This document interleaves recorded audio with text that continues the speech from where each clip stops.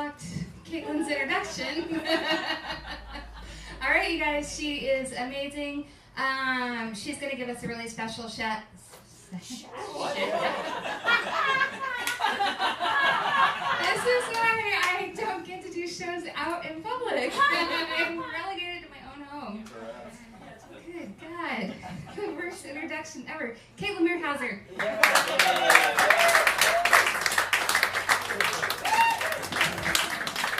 Give it up for Jenna one more time. Yay! Guys, this is fantastic. Are we having the most fun? Me too. It's really fun back there. I wasn't issued a raffle ticket. Yeah. Drink my tequila. Hey, Drink it now. Drink it. It's right there for you to drink. Probably because of the patriarchy, so thank you. Yeah. Applause. Applause, applause, applause. I'm going to win something.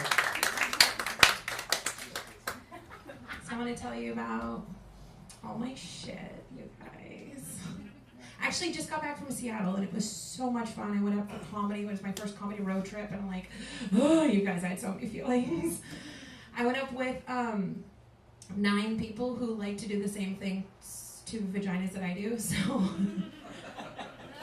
it was so much fun.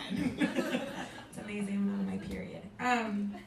But we went up, and I hadn't been in Seattle, you guys, for like so long. Like, and it was good to like come up as like an adult and as a comedian particularly, and like it's a whole different experience. Like last time I was in Seattle, I was like straight or whatever, so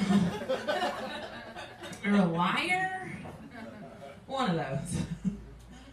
It was good. I did have a girlfriend last time I was in Seattle. I just hadn't come out yet. Being 13 is hard. So we weren't like official girlfriends or whatever, but I was in love with her. She had diabetes. Bear with me, just, it's okay. So she didn't know that I was in love with her, but what she would do is inject her insulin in like her upper thigh. And I was like, sold. I'm in love.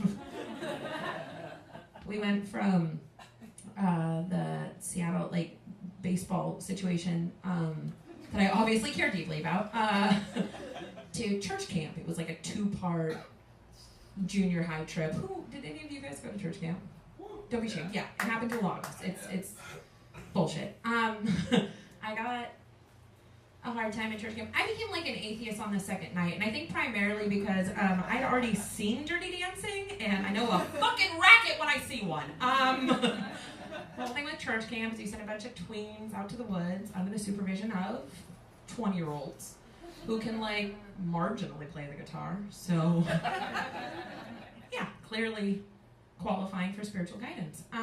What they'll do is they'll round you up in prayer circles, and they'll tell you that every thought and feeling that you're having is invalid and wrong in the eyes of God. And then they'll hold your hand, and they'll rub your back, and they'll ask you to dedicate your life to Christ.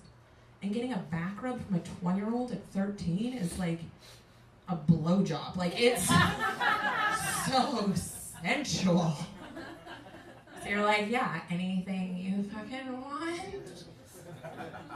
So you go back to your tent at night. I went back to my tent with 6 of my best friends, and because you can't get away with masturbating in a tent with 6 of your best friends at 13, like you haven't figured that out yet, what you do instead is you stay up all night and plan your weddings with your boyfriends, your 20-year-old camp counselors.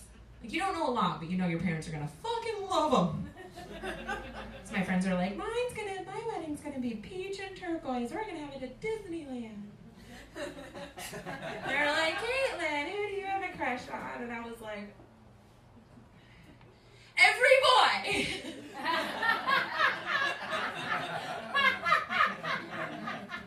They were like, ooh, you're gonna be like, slutty. Okay. Either way, you're out of the tent. So I got kicked out of church camp. That's good. That's good.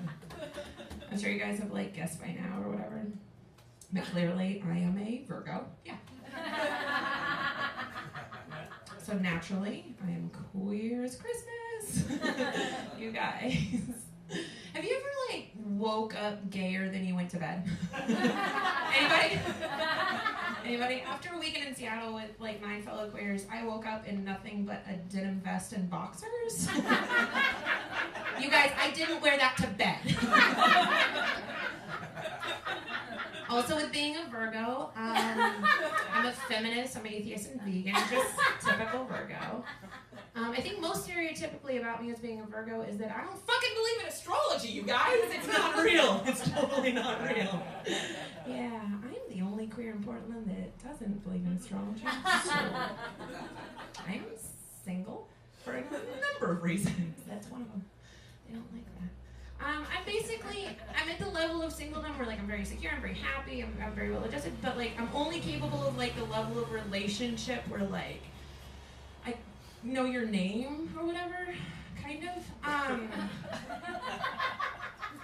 And like you never tell me about your dreams. Yeah, no one ever likes that joke. You guys know that we all have dreams? Yeah, I know, I don't give a shit about them. I'm not like a nice person. Okay. The other thing about astrology is like, I think it's cute when like other queers are like, oh, you're like such a Virgo, you don't even believe in astrology. I'm like, clearly. But like they'll also tell me that like Mercury rising like makes them horny. And I'm like, that's bullshit. I will track that planet. But I know in my heart it's totally false. I think about bigotry like all the time, you guys. What do you guys think about?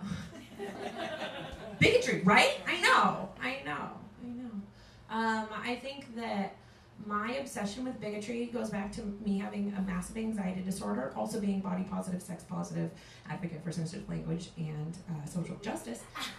So that those combined make me 2 things. 1, a giant pain in the ass, and obsessed with the possibility of someone saying something bigoted or like thinking it.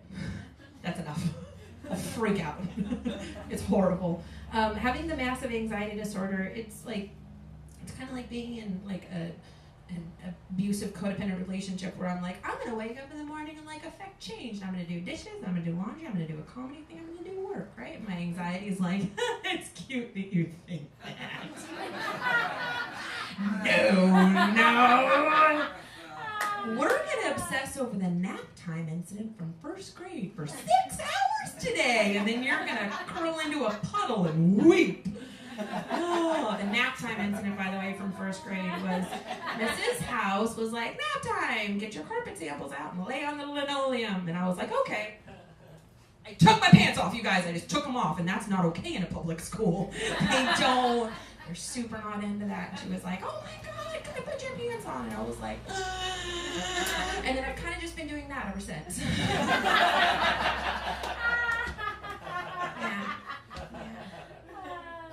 I think napping with your pants on is illegal. Pants off, dance off, all the time. Nap time, pants off. I know. Preaching to the choir. The other part of the anxiety is like being in a codependent relationship because like if I don't worry about everything, like how is it gonna get worried about? So I need it, kind of. It's fine. Have you guys ever seen like a hummingbird have feelings? That's what it feels like in there. So I'm kind of obsessed with bigotry, and I think my body is actually responding in like this magical way.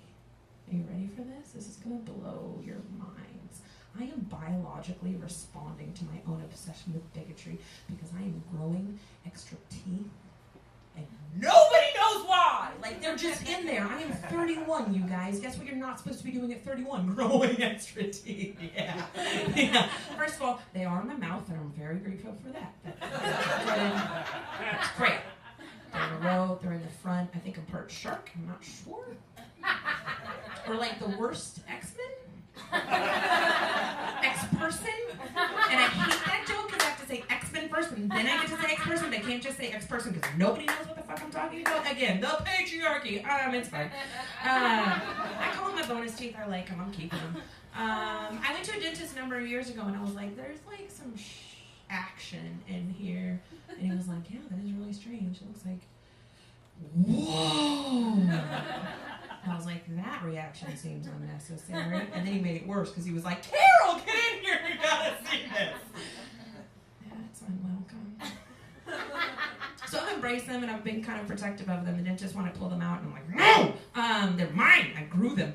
I think, you guys, I think they're in there so that I can fight bigotry with my mouth. I do. I think it's real.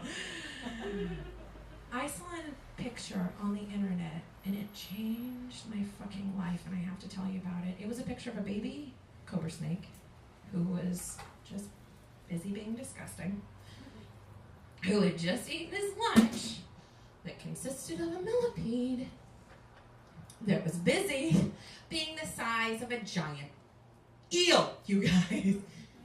The cobra was 14 inches long. The millipede was 14 inches long. It was horrible. So the cobra eats the millipede, and then the millipede eats the fucking cobra right the fuck back and then like out its knee or whatever. So it made me start thinking about my bigotry teeth. And what if humans could do that, you guys?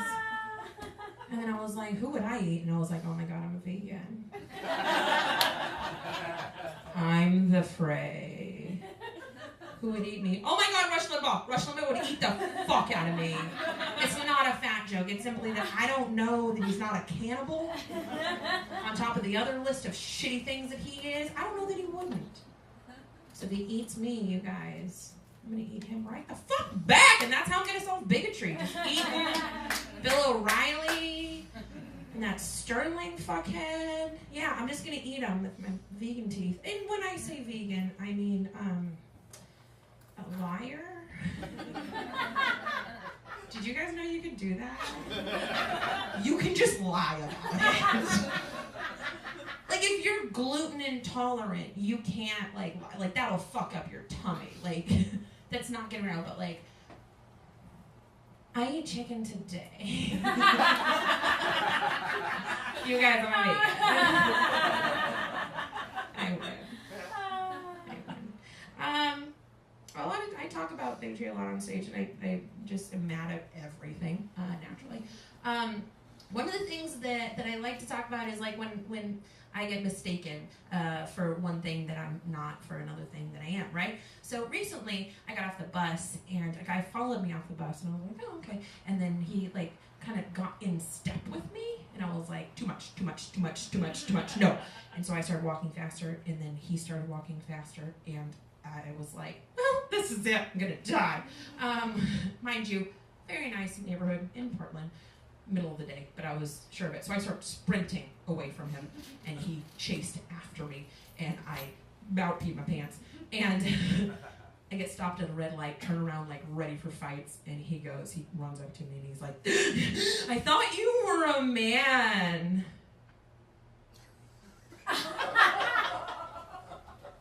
I was like, don't do that. I thought you were a murderer! Don't do that! Why the chasing? Plus, nobody's, like, less surprised about the mistake than I am. I bought this fucking shirt. I know exactly what I want. Thank you guys, handsome as shit. I know this about me. I'm not mad about that, but the chasing I could do without. I really could. And then he proposed to me, so I still got it. You guys. Like a lady, feel him, so. The only time I get mad about that kind of like mistaken thing is when it's like really just based in shit talk. Like that, I get real mad about. I was at a bar recently and like there was people coming into the bathroom as I was going out, so I was like against the door holding it, and instead of going into the bathroom, the lady just walks right into me, and she goes, "That's the ladies' room." And I was like, what? You're nailing it. You're doing so well. What are we doing? She was like, it's for ladies. And I was like, did you need to touch my tits right now? Oh, that's the shittiest pickup line I've ever heard. I was like, is this some weird quiz where you give me the answer first? I don't know what we're doing. But this must be so exciting for you. Your first time out amongst humans. Because you were clearly raised in captivity. Aw, am I your first queer experience? So I just followed her back into the stall and just knocked on the door. It's for ladies! She did not like that. We are not dating. I will say this. I get a lot of misguided attempts to relate to me, and I get a lot of misguided attempts from straight men, and I don't like them. The misguided attempts of straight men are usually fine. The worst thing I've heard after a comedy thing, and comedy's great, and comedy is amazing, and we get to do this stuff, but comedy sometimes is dominated by like an overarching like school of thought that's like definitely straight white male, right? And that's just a reality, and we all rile against it and have a lot of fun with it, right? After a comedy show, another comedian comes up to me and he's like, "Oh, I'm not getting any shows." And I'm like, "That blows." And he's like, "Are you?" And I'm like, "Yeah." And he's like, "Ugh, I wish I was a woman in comedy." I was like, "Really? Do you? Do you? Do you really? Do you? Really wish that half the shitty jokes you heard were about your vagina? Do you? It sucks." And also, that was really embarrassing for you. I think what you meant to say was, you wish you were funnier in comedy. Yeah, that's what you meant. Thank you guys. Have been absolutely wonderful. This has been the best.